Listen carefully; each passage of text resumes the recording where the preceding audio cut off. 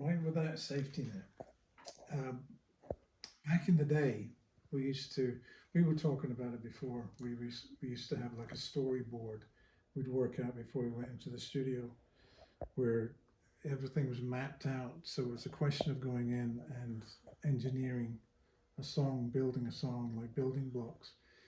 These days, it's almost the exact opposite, where there is no storyboard. It just doesn't exist. We walk into the studio and we start writing on the spot, which is exciting, but it's a bit like Nerve-wracking too. well, it's like that, that trust test fall. You ever done that? Where No. somebody like stands in the room and they fall backwards and trust that someone's going to catch them. Yeah. That's what writing's like. It's like a trust fall, and the only way that works is if you trust the person behind you to catch you. And that's where we've gotten to in our lives, I think, now as songwriters, as creative people, where we trust each other enough to make mistakes in front of each other. It's not the end of the world.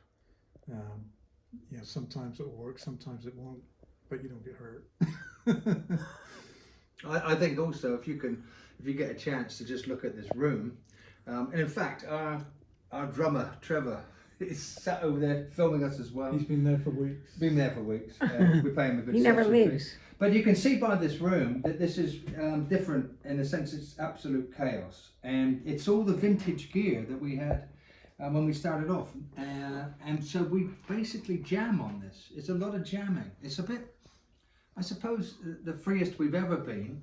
Yeah. And we don't really know a lot about this gear except for making noise through it, and that sort of conjures up magic. We're much braver, I think. I was nervous that we weren't really going to write a song as such, and then because I think of the experience we've had, is that out of that improvisation, songs seem to appear. There's a kind of logic that sort of forms when we don't even know it's forming, right? I think we can't help ourselves. I think what happens is we'll play something, and whatever we play inspires something else, which inspires something else, and we naturally find a form for it because it's built into us to find form in some respects.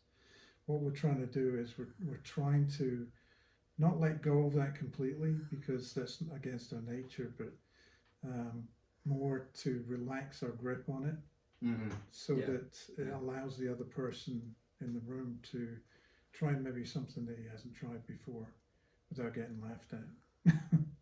Also, a lot of it's to do with our age. It feels the right time to do something like this. It's an overused word, but spiritual.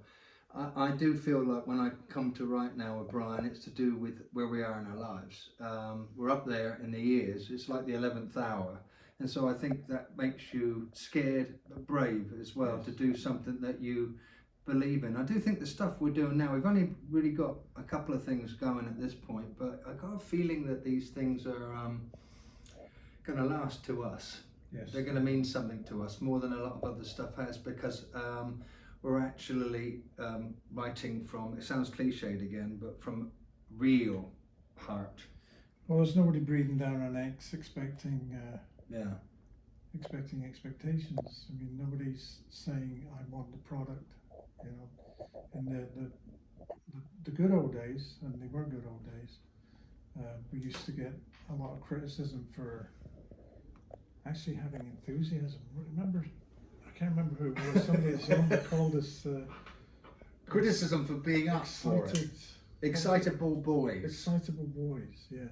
Yeah. And back in the day, we couldn't help ourselves. I mean, that's the way we were built. That's how you start, yeah. But we've matured just a little bit. And, little bit. Just a little bit. But again, I know there's a long answer to this, but I think it's a lot to do with where we are in our lives. We're very lucky because we're best friends in the 70s. Also, you probably caught Trevor, our drummer. We were all together right back then, end of the 70s, and we've ended up close to each other in California, still creating. It's pretty magical. It's magical. It's a bit unreal that we still are near to each other, still friends, and we've all come a long way. So I think the way that we're creating now would be like this. Yes. I think it would be like, we wouldn't be going like, oh, what's in the charts now? Well, I think that the biggest thing for me was when Martin and I discovered at this late point in our lives that we were on the same page. Mm-hmm. That was a relief to And me. we did more talking More talking than working. because it was a philosophy of why we wanted to do this again. What And so did you we had to talk to each other to say, are you on the same page as me? It Yes. wasn't just like writing songs and saying we're going to go out on the street. It was like, are you in the mood for this? That- Do you feel and this? That process was very important because Talking, yeah. the discovery process, discovering that we're on the same page was very important as a foundation to going forward.